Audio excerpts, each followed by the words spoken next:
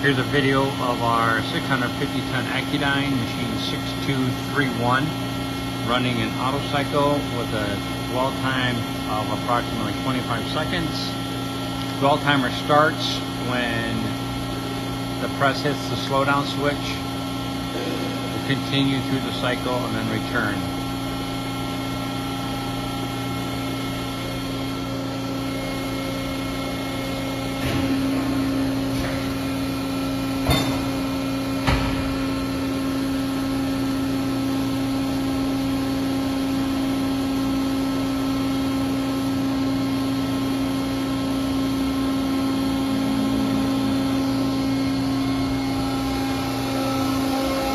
Press is building tonnage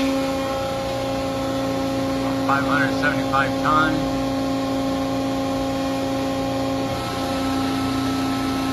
Timer timed out. Press returns.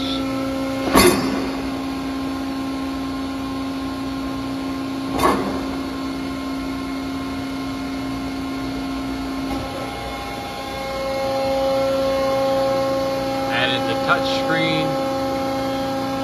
Do not have the temperature on yet. The updated Allen Bradley controls.